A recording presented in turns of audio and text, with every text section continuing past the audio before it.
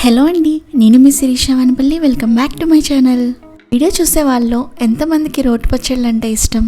ఈరోజు మన ఛానల్లో హెల్త్కి చాలా అంటే చాలా మంచిదైన పుదీనాతో రోటి పచ్చడిని ఎలా చేసుకోవాలో చూద్దాం.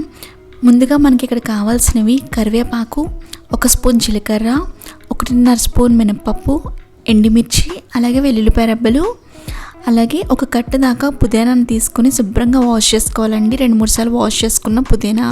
ఇప్పుడు స్టవ్ పైన ఏదైనా ఒక కడాయి పెట్టుకొని మీడియం ఫ్లేమ్లో పెట్టుకొని స్టవ్ని దీంట్లోకి మినపప్పు ఇంకా వెల్లుల్లిపాయ రెబ్బలు వేసుకుని ఒక 2 నిమిషాల పాటు ఫ్రై చేసుకోవాలి. ఇప్పుడు దీంట్లోకి ఎండుమిర్చి కూడా వేసుకోవాలి, ఇంకా కొంచెం కరివేపాకు, అలాగే 1 స్పూన్ దాకా జీలకర్ర వేసుకుని ఇవన్నీ మంచిగా పచ్చివాసన పోయేంత వరకు ఫ్రై చేసుకోవాలి. 2 to 3 minutes వరకు ఫ్రై చేసుకుంటే సరిపోతుంది. ఇప్పుడు మనం దీంట్లోకి శుభ్రంగా వాష్ చేసుకొని పక్కన పెట్టుకున్నాం కదా పుదీనా ఆకులు, వాటిని అన్నిటినీ కూడా కొంచెంగా ఇందులోకి వేసేసుకోవాలన్నమాట.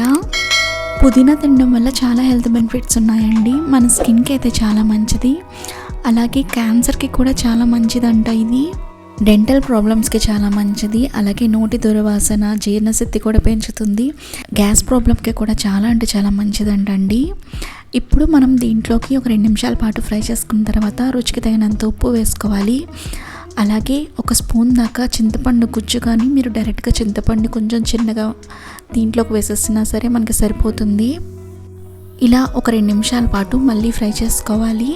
ఇలా ఫ్రై చేసుకున్న దాంట్లోకి చిన్న బెల్లం ముక్క కూడా ఇందులోకి వేసుకొని దీనిపైన ఇప్పుడు మనం మూత పెట్టుకొని మరొక 5 నిమిషాల వరకు బాగా లో ఫ్లేమ్లో పెట్టుకొని ఫ్రై చేసుకోండి, బాగుంటుంది. అప్పుడు చూడండి, మనం వేసుకున్న బెల్లం కూడా బాగా కరిగిపోయి ఇలా వాటర్లా అయిపోయిందనమాట.